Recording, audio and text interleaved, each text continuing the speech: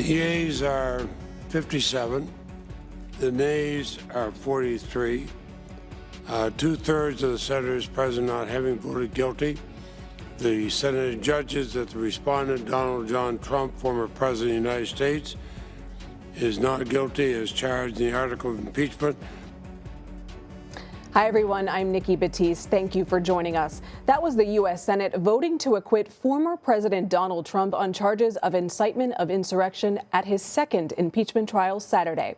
7 Republican senators joined Democrats, voting 57-43 in favor of conviction. It fell just 10 votes short of the two-thirds majority needed. During the trial, Democratic House managers argued the former president laid the foundation for the January 6th attack on the U.S. Capitol weeks in advance. After voting against conviction, Republican Senate Minority Leader Mitch McConnell condemned Mr. Trump's actions and said he was still liable and responsible for everything he did while in office. The leader of the free world cannot spend weeks thundering that shadowy forces are stealing our country and then feign surprise when people believe him and do reckless things. This was an intensifying crescendo of conspiracy theories orchestrated by an outgoing president who seemed determined to either overturn the voters' decision or else torch our institutions on the way out. On Sunday, House managers defended their handling of the case. I think it was a dramatic success in historical terms. It was the largest impeachment conviction vote in U.S. history. It was by far the most bipartisan majority that's ever assembled in the Senate. But I think that we successfully prosecuted him and convicted him in the court of public opinion and in the court of history. After the impeachment trial, Mr. Trump criticized Democrats in a statement Saturday night. It reads, quote, "One political party in America is given a free pass to denigrate the rule of law, defame law enforcement, cheer mobs, excuse rioters, and transform justice into a tool of political vengeance." But Mr. Trump's legal troubles are not over. He's facing a slew of federal and civil lawsuits, including a new probe by Georgia's district attorney. She's investigating his attempt to pressure local officials to overturn the results of the 2020 election.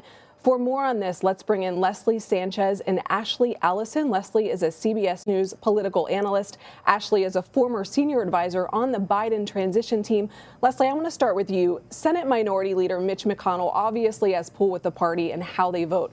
If McConnell thought President Trump was guilty of inciting the insurrection, as he seemed to imply, why didn't he vote to convict? There's a large body of voters out there who continue to believe this was nothing more than a political exercise. That's how it's been framed. That's how it's been perceived. And while there is more bipartisan support in terms of moving for a conviction on this, or moving for impeachment, excuse me, it didn't change the political scenario. And I think that was the thread that he was really trying to sow.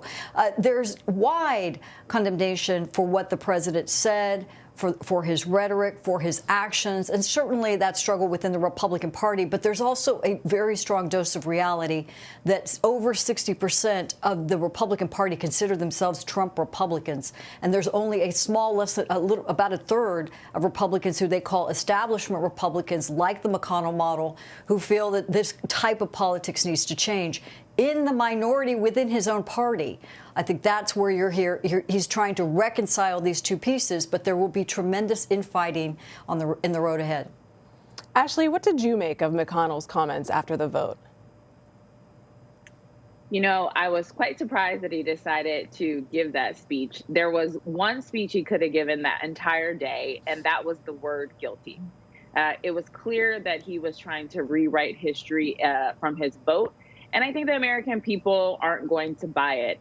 The House impeachment managers, they made their case. It was very clear. We all watched on January 6th of what happened. And unfortunately, I think for the vote, McConnell put politics over people. And then he tried to make an attempt on that speech to rewrite history. But we will not forget that he did not choose to impeach despite his own life being threatened, our democracy being threatened, and it's quite unfortunate. Leslie, I want to go back to you. Senator Mitt Romney was the only Republican senator who voted to convict President Trump in the last impeachment. He was joined by 6 more Republicans in this trial. Did that surprise you? Not at all. It speaks to that minority within the Republican Party that a lot of people call the establishment Republicans, right? The never Trumpers. I'm not going to say Romney's going to be in that camp, but he certainly has had his very vocal criticisms of the former president. And those were very much in line with what other people who have been part of Washington establishment politics feel about the president's former president's unorthodox style. The calculation, though, in moving forward is realizing that small band is increasingly becoming extinct within the Republican Party. If you look at state leadership, people that are running on the Republican ticket, and kind of who has the money and championing resources, Romney is outside the realm of that Republican Party. So, again, that's part of, you're seeing this minority. The Senate is that cooling mechanism even within the Republican Party. But it's a big disconnect between what the Republican Party used to look like, even of 20 years ago, and what it looks like today. Ashley, after the verdict, President Biden issued a statement in which he said it's time to, quote, end this uncivil war and heal the very soul of our nation. With the impeachment done, do you think Mr. Biden can bring together the country? Well, I think what the President Biden put out is not different than his intention, his whole governing career. He is for the people. He knows that we're in the middle of a pandemic. And so I am glad that those 7 Republicans voted to impeach. But there's an opportunity now for the 43 who decided not to impeach Donald Trump to vote for a COVID package that will actually help the American people, that will actually help their constituents. And so if I know anything about President Biden, I know that he is going to put the impeachment trial behind him and get to work. He has not lost focus that we have crisis of climate, COVID, the economy is in disrepair, and we are in a crisis of racial injustice. And so he wants his administration to focus on those issues. He will continue to do his job, and he will call again on Republicans to do their job and vote for a package that will actually improve the lives of Americans. President Biden certainly has a full plate. Leslie, the Republican Party appears to be at a crossroads. What place will Donald Trump have in Republican politics going forward? And what are the prospects of forming a third party? I think the prospects of a third party are increasingly small. I mean, it's so small, it's not a really big part of the conversation within the party.